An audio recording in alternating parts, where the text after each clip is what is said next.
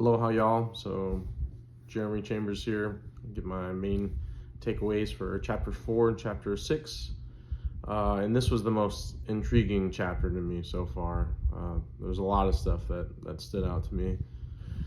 One of the main things, talking about responding to crisis, as I mentioned before, I don't have a PR, marketing, communications background, but just through media, news, always, been told that when a crisis happens, you have to get out in front of it, and you have to own it, and that's the only strategy for moving forward.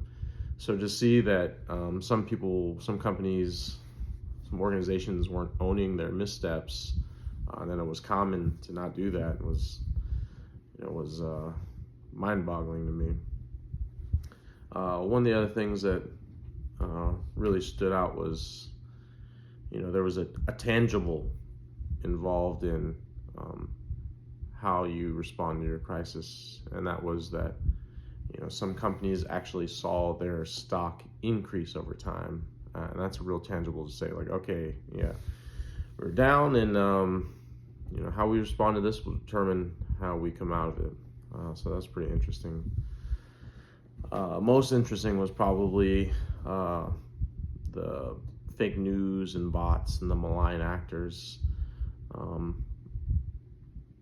When I saw the statistics that 39% of President Trump's followers were bots, that was astonishing. I mean, I heard all the old stories and read a bunch of stuff, but I've never seen that statistics. I mean, that's pretty high.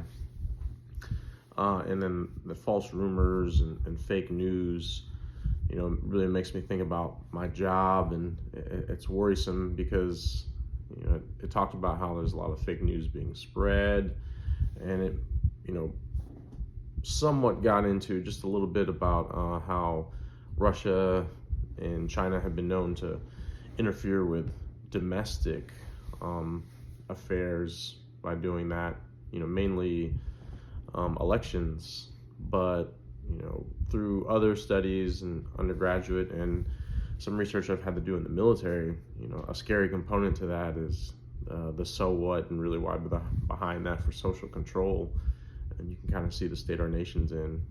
So all those fake bots and fake news out there, there's more to it. So it's those malign actors' intent is pretty worrisome.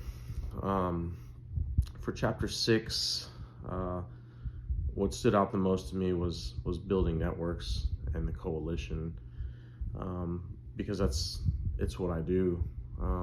Even in the sense of what they talked about in the text is really what I do. Even though I'm in the Army, we're still working with NGOs, and we're still doing a lot of the similar things to what NGOs are doing. So it really resonated with me because it's my job. I mean, when you talk in terms of, we're not just working with armies, but you do humanitarian aid, disaster relief, religious engagements, medical, disaster management, shoreline erosion prevention techniques. I mean, anything you can think of, we do. And when we do that in the Pacific area of operations, as we refer to it, our mantra in my headquarters is,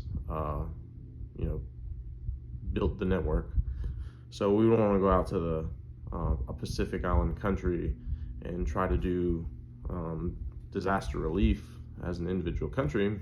You want to broadcast that out and do it as a coalition of many countries in the region. So that really stood out to me, and it was good reading this week. Thanks.